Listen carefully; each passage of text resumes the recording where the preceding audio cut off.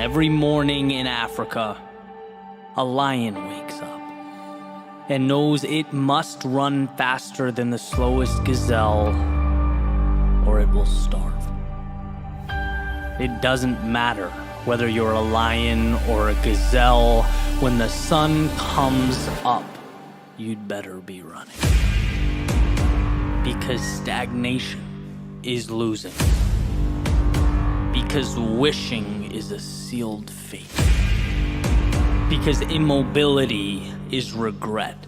As David Goggins says, you are either getting better or you are getting worse. And in a world comprised of no finish lines, that really simplifies the picture, doesn't it? Because this has nothing to do with yesterday, or the self-defeating stories you used to tell yourself. It's about what reality can become. And the best news you'll ever hear. Each step, it tests my core, my knees, my ankles, my back, but worse than that, worse than the physical pain is the fear of what this discomfort will become. Because if I'm suffering now, imagine 5, 10, or 20 miles from just like this. That alleviates the problem. At least for now, it alleviates the problem. I can move forward. I think it's the downhill. The downhill puts pressure on the knee, shoots pain towards the shin, so we'll slow down. Slow here. We'll catch him on the uphill. That's where we'll make our move. Slow down, fast up equals less pain, equals manageable. That's progression. This is 100% doable. Not rocket science, rearranging of pieces. Right? Pain in the stomach. Has anyone ever died from an upset stomach? Probably. Will you? Probably not. You're not stuck, you're just scared. See, running while feeling nauseous never puts someone on the front page of the New York Times. What types of stories are you writing for yourself? No victim. Stop casting yourself as a victim. This is small. This is nothing. This is trivial. Peace. Most pursuits require a positive narrative, an uplifting storyline.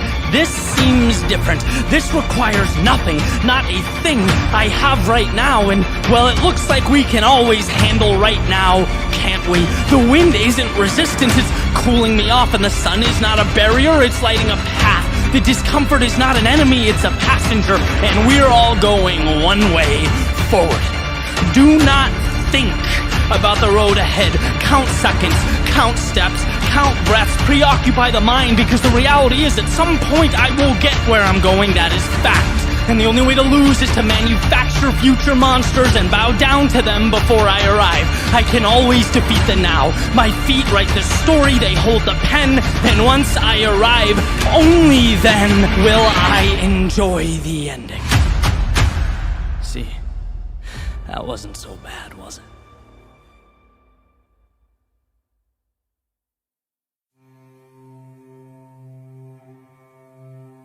How do you visualize the road you're on?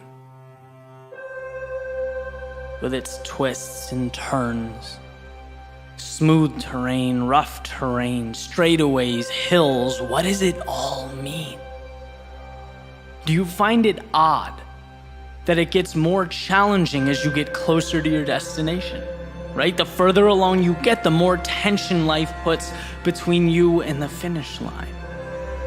Almost like the universe is adamant about weeding out those who think they can skate by.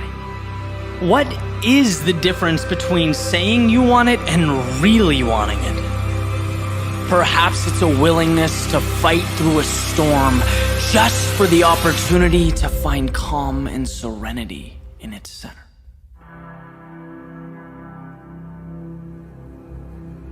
This morning, as the sun was coming up, I went for a run. A nice 5-mile run down the coast, and the way I planned it out was simple, right? 2.5 or halfway up in soft sand, and then I'd stop, and I'd turn around and I'd run 2.5 back, but on the harder surface, right? Easier to handle, almost like a reward for pushing myself on the way up, right? And things were going perfectly. I made the 2.5 mile run up, and when it came to stop, and turn around, I realized what should have been obvious from the beginning was high tide. Which means I didn't get that hard surface to run back on. Instead, not only was it softer than the way up, but I was running on a slope. And that just threw my mind for a loop, right? I'm embarrassed to admit I was actually angry about it. You know, I pushed myself hard going up and wanted that breather. Almost felt like life pushed the finish line back 2.5 miles. And trust me, as I'm writing this, it seems ridiculous to talk about, but in the moment, just irrationally annoyed. That was the carrot that had been chasing the whole time. So I begrudgingly, moved forward, kind of trying to figure out what to do, and ultimately just continued forward. And the emotion subsided, and as usually happens, you pull yourself out of the weeds a little bit. The big picture tells a different story. Different story means different perspective. And that's what I came across, right? This idea or this question. Well, why do we expect life to be flat ground? Why was that my assumption to begin with? The easy to navigate path. Why is that the standard? And the more I thought about it, right, the more I wondered if that's the very reason why we underperform. It's the little spark that ultimately lights this wildfire of regret. Because when convenience is the standard, everything else becomes unfair. Everything else is a burden. When the road should be flat, what are we to make of the hills in our path?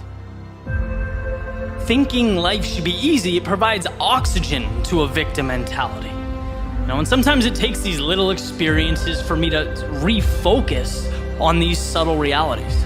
The flat ground is not the standard, it is earned.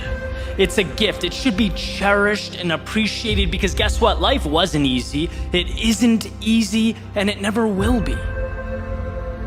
But I believe the differentiator is knowing that, right? So I kept running on the slope, feet sinking into the sand. I got my teeth kicked in just a little bit longer, and life didn't end. In fact, I think the mental aspect was tougher than the physical. We're only talking 5 miles here, but when the standard changes, so does the performance. It's about just moving forward. And like poetry, with about 3/4 of a mile left, right, the beach widened. It leveled out, the ground became harder, each step became easier, and yeah, I was running. But in my head, it felt like I was lying on a bed of feathers.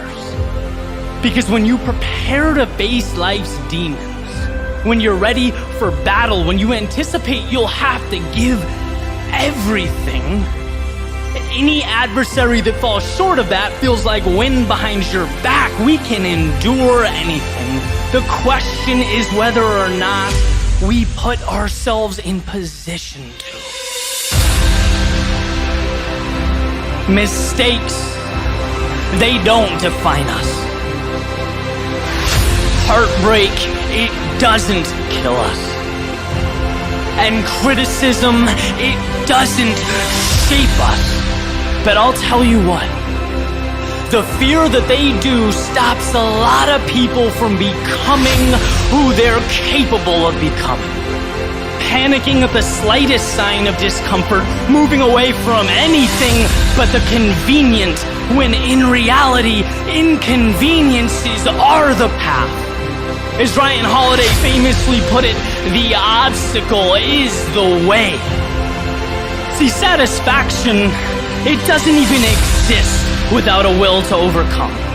What meaning does a finish line have without miles of self-doubt and questions and fear and dragons being slayed while you prove to yourself over and over again that, you know what, I am more. And I can be more. And the crazy thing is that there's not even a stopping point here. This rocket will propel as high into the ether as you choose to take it. And look, it's not about running on slight inclines or sinking a few inches into the sand. It's not about being rejected, losing, or castigated by 7 billion self-interested souls. No, it's about not being scared to take the bridge that connects current to future, complacency to recreation, the known to the seemingly impossible. You're made.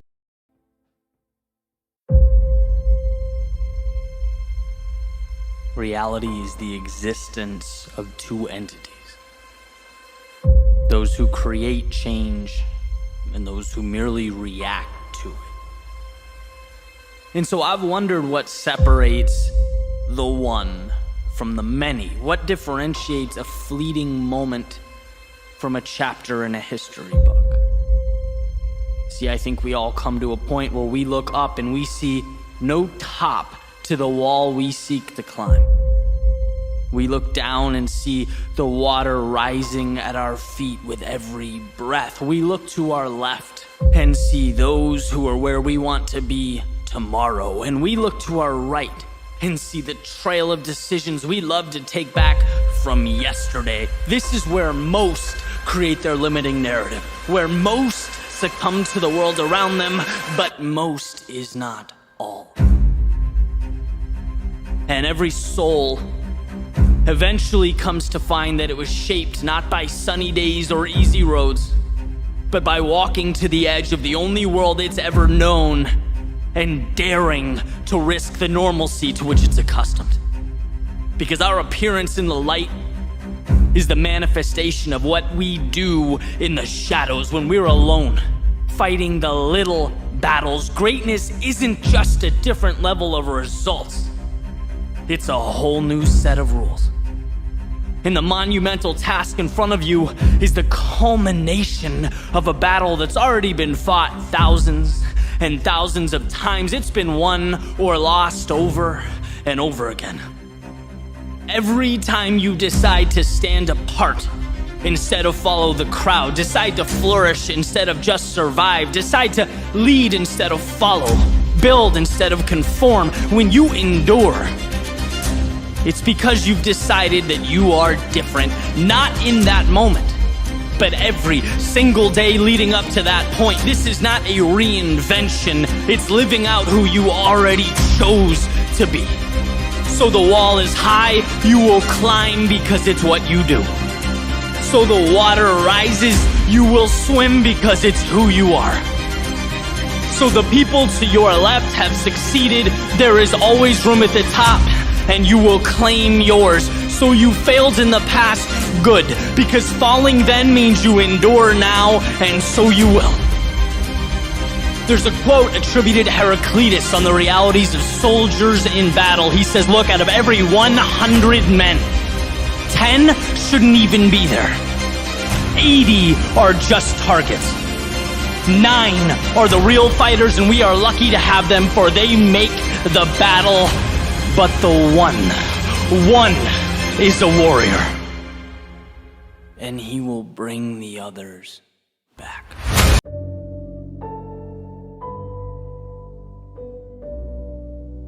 Somewhere along the way, we all come face to face with the gatekeeper.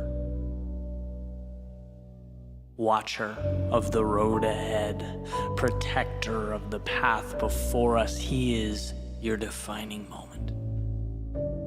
The reason you either go home or push forward. He's where your story ends or begins. And see, I've met him before many times, this gatekeeper. Guardian of all that's worth possessing, acquiring, and conquering. I've witnessed the pain he inflicts, the doubt he manufactures, the obstacles he creates. And what's interesting about the things in life worth having is that they're never easy to obtain. The universe has this way of making sure you really want those things you say you want. Because a lot of people talk, and they wish, and they project.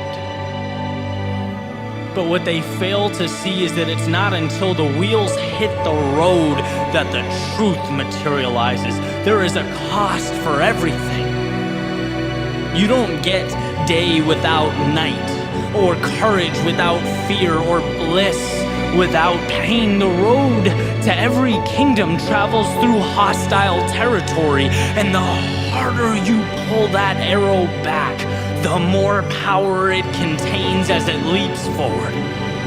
Resistance in life, it's not a detriment, it is a simple triage process in which only those willing to endure the cost of excellence are able to access its bounties. You can have all the world if you give all of yourself. The question is, when the gatekeeper approaches and it's decision time, what's your move? We are a product of the pain we endure, the sacrifices we make, the struggles we overcome. Let's not complicate that which is simple. It's not the universe, but your mind that needs convincing. Because once that floodgate opens, water is walkable, walls are climbable. Once you empower yourself, the status quo is left powerless, with no option but to watch you bend life to your will. It's not during the easy times, but the midst of your journey, the heart of your race, when you most want to pack your bags and call it a day, that gatekeeper stands before you, hand extended, whispering that you want it, but maybe not that bad. And it's in that exact moment that you dig deep, look him in the eyes, and show that there was never a doubt, only belief. And no matter what awaits, you'll endure, you'll break through. Because gatekeeper or not, that's who you are.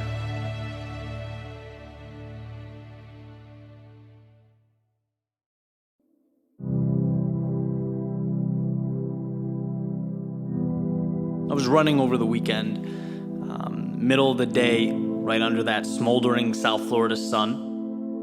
I was doing about a 3.7 mile stretch, which was one of 6 or 7 legs I was doing for the ultra marathon that day, against the clock, fighting the heat, starting to really suffer, which is the perfect environment for the thoughts that we don't want to let in. It's where we engineer compromise, create excuses. And I've been running all morning. So as I got more and more tired, my mind inevitably started looking for a way out, rationalizing, slowing down. And I think everyone's been there, right, in one way or another. And after wrestling with this for about a mile, I came to a realization. I'm doing too much. Not physically, but mentally. Building cognitive enemies, creating complexity. See, when you're uncomfortable, when you're in pain, things become incredibly convoluted. They seem chaotic. Lack of clarity, at least for me, it creates anxiety. But that light bulb moment was, during that leg, running to Key West at 12 p.m. with miles to go and questions unanswered, that there's nothing complex about the situation, no mystery to resolve or riddle to figure out. In fact, on paper, this is one of the easiest things I have ever done. Why? Well, because all I have to do is not stop. That's it.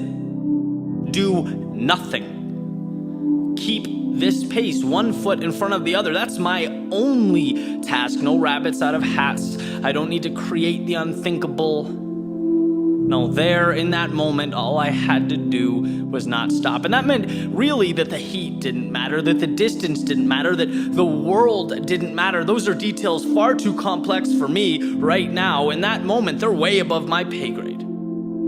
I'd boiled the objective down into the simplest of tasks, embarking upon the easiest thing I'd ever done, simply moving forward. And I started thinking about the things I'd accomplished in my life that I'm proud of, being knocked down, getting back up, fighting for what I believed in, creating, searching for answers. And now, here, I'm really gonna entertain the thought that I can't simply move forward.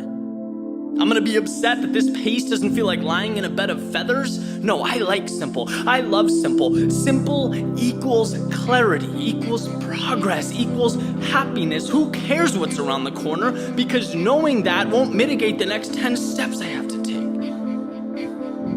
And eventually that's exactly what I did. I started counting my steps in groups of 10 because that was really all that mattered.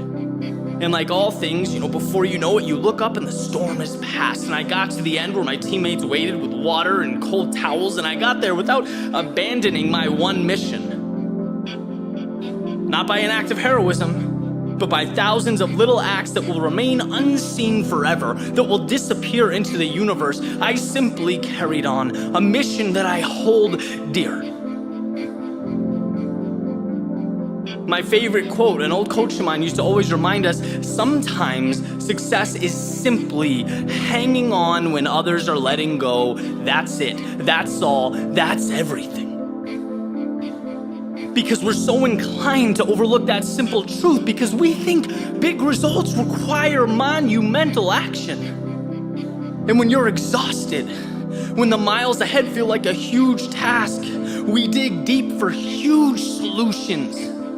But the answers are not huge, they're minuscule. They're little things that make big things. And when I think back to my youth, my childhood, the times I'd given up or been discouraged, it was always because I didn't immediately cross the finish line or hit the home run right away. I didn't get the immediate answer. But I can look back now and just think, if I realized that a walk or a single every day takes you to the moon, that it's not about the miraculous, it's about simply carrying on, which becomes the miraculous. See, we can't let ourselves be lured in by the guise of immediate triumph or false expectations. No, let's remember that anyone can simply move forward. Anyone can take one more step, and that's all that's required of you. That's all you can do. Breathe, compose yourself, take that very next step, because if you can do that, the big picture things, they materialize. You start crossing finish lines. Balls start leaving the park. Little victories accumulate and evolve. Life changes. Do not miss what matters. Don't overlook the simplest of things, because that's what ultimately carries us home.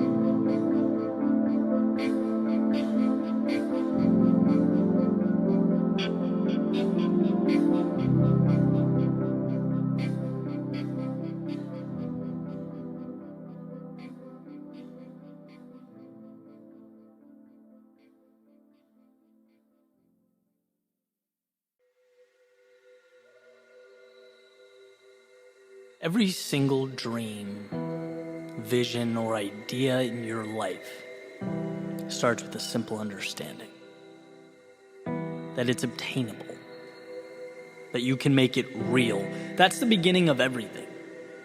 Self-belief is the gatekeeper that stands between current and future.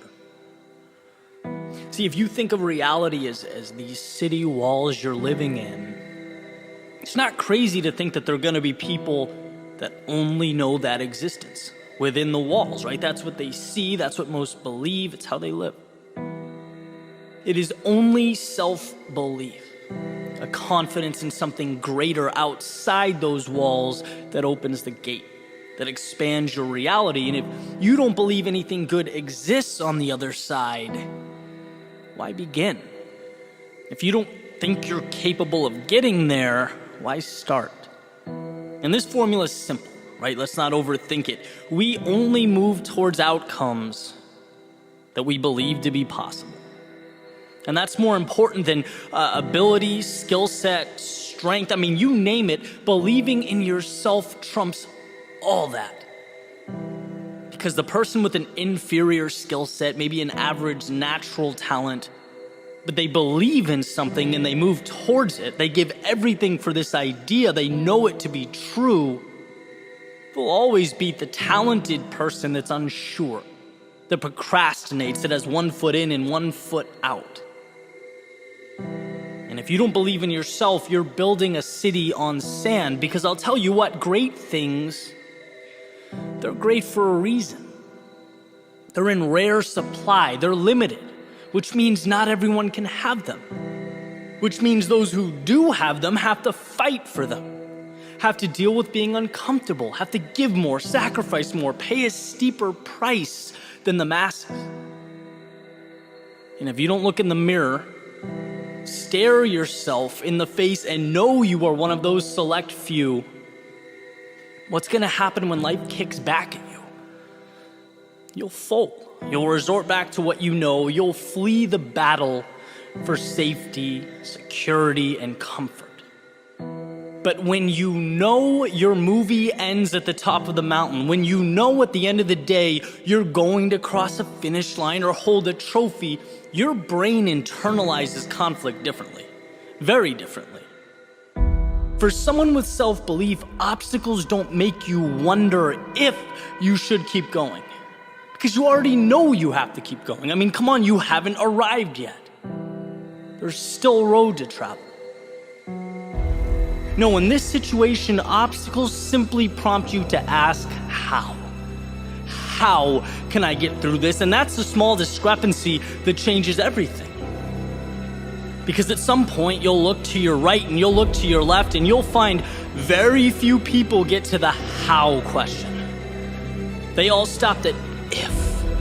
I wonder if I can do this. I wonder if I'm capable. Well, they'll never know.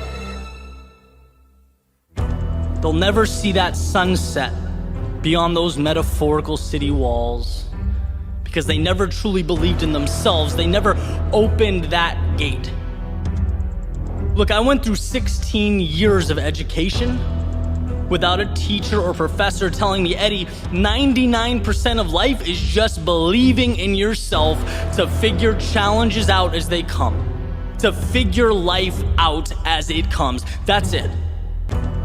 Only X% make it through law school. Only Y% succeed at this and that. That's what you hear. But no, none of that matters.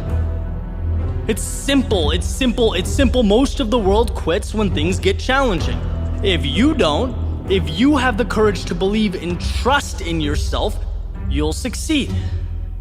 Why? Because you won't stop until you find a way. That's the power of self-belief. It's not quantum physics. It's not complex. You know, at one point, I didn't think I could make a living outside of a cubicle or office building. Then I saw others do it. And for the first time in my life, I believed it was possible. I changed my actions to support my beliefs, and here we are. At one point, I didn't think certain financial goals were reality. I didn't know about a free, flexible lifestyle. I wasn't aware of the type of relationships that would change my life. Why? Because they existed outside those city walls. I didn't believe they were real. I didn't believe in myself to create them, to make them in my own life. But with the change in belief comes a change in reality. You will always follow through on who you believe you are. So let's go back to that mirror visualization. At some point today, look at your reflection and think about nothing but what I'm about to tell you. Everything you need, you have. I promise you, you are equipped to change your life, the lives of everyone around you, and the world in which you exist. So take that back, feel it, and never ask it again. From now on, the question is how. Your fate is not a coin flip, it's a puzzle. It's about arranging the pieces. And those two eyes looking back at you are more than capable of figuring that out. Ask simply, do you want it?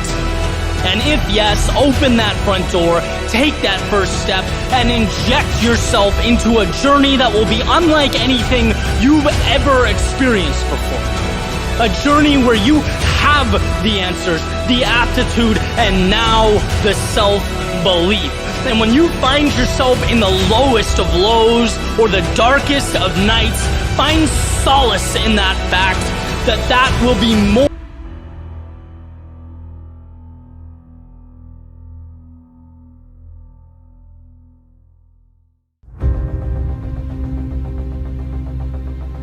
This is it. Every step in the journey has taken you here.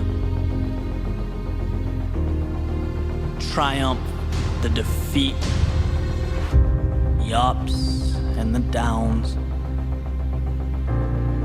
The times you went through hell because you knew at some point, at some time, it would be the difference, and now is that time.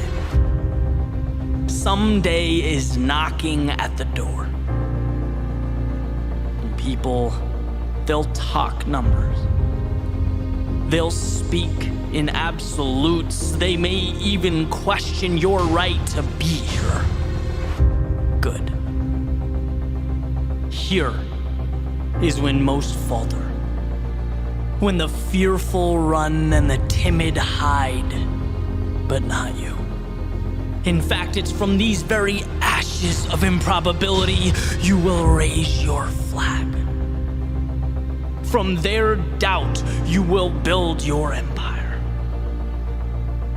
Yes, you will be tested, but you've proven you'll find a way, and you will feel pressure, but you know you're made to rise to the occasion.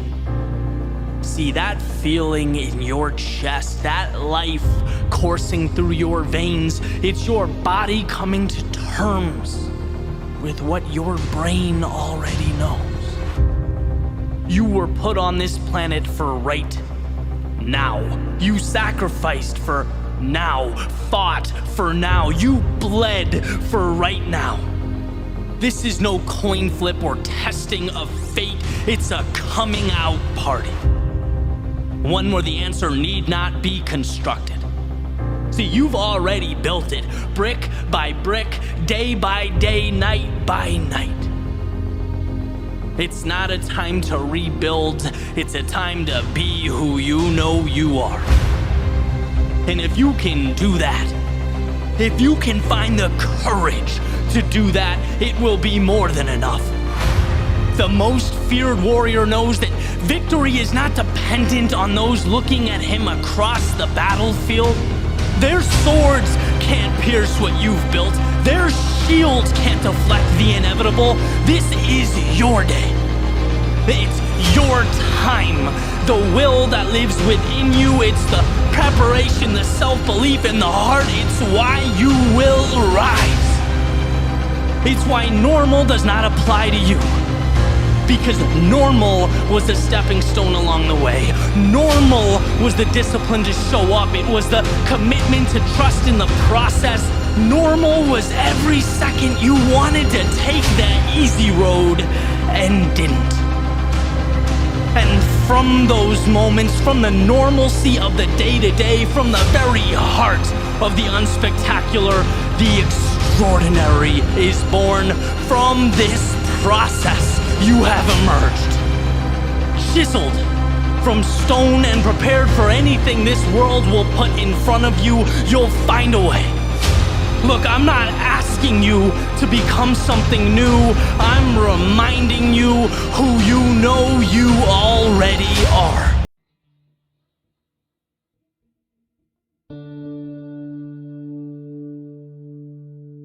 We all enjoy the prospect of perfection.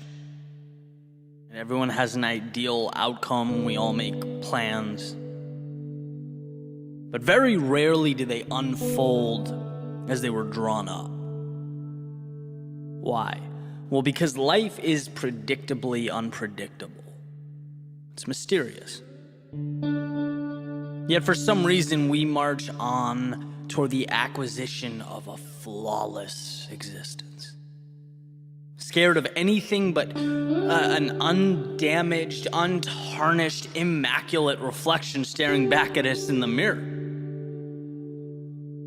But in the real world, our happiness, contentment, growth, progress, they're not a product of perfection. They're built from the imperfections that we collect along the way. The trials, the tribulations. When you piece all that together like little puzzle pieces, they depict the beauty. They show the image that's always been so highly coveted. In other words, the process of rebuilding creates something more valuable than the same pieces before they were broken down, when they were untouched. In Japanese philosophy, there's a concept known as kintsugi, which is the art of repairing broken pottery with a golden lacquer. It's the idea that we don't want to hide the damage, but we want to rebuild it into something more meaningful, more valuable. Embrace the imperfect, own and cherish it. There's an old story about a tea master known as Rikyu. And he was attending a Japanese tea ceremony with one of his followers, and the follower tries to impress Rikyu by buying this fancy clay jar and making it visible during the meeting. But Rikyu never, once acknowledges it. The praise never comes. So the student, obviously upset by the lack of recognition, he pushes the jar off the counter. It falls to the floor. It breaks into a bunch of pieces. And another student ultimately repairs it using kintsugi. Right? Puts the pieces back together with a gold lacquer. And next time Rikyu attends the tea ceremony as a guest of honor, he sees the jar rebuilt and says, now it's beautiful. Now it has character. He acknowledges its value. And this story reminds us about the myth of perfection. Right? Life's not about dodging and avoiding the difficulty. It's about facing it head on. Because when we come out on the other side, we transform into something that was previously unobtainable and rise to a world beyond imagination. See, we change not by running around life's obstacles, but by running directly through them. Like a muscle being repeatedly broken down and built back up, the pain, the exhausted energy is the vehicle. The micro creates the macro. The difficult becomes the exceptional. We need the very things we're inclined to avoid. Our shortcomings, they not only precede and establish our greatness, they are our greatness. Being broken is not a tragedy, it is a step along the way. It's the beginning of something new, a launching pad, a chance to be better than you have ever been. Because look, here's the reality. If your status quo has never been shaken at its foundation, if you've never stopped and questioned the way things are, reality as it is, if you don't take risks, there will be no fragments to take and rebuild. You won't have the tools or capacity to change the world around you. And that is the thing of note. Beauty is not fearing the rebuild, it is the rebuild. It's not feeling sorry or hopeless, but hopeful. Seeing your situation for what it is, an opportunity. It is what you need, a blank canvas, your chance to make art while redrawing creative boundaries. If perfect is the goal, why take the step? Why take the chance? Why risk messing things up? It's never been about perfect. It's about picking up the pieces and rising again.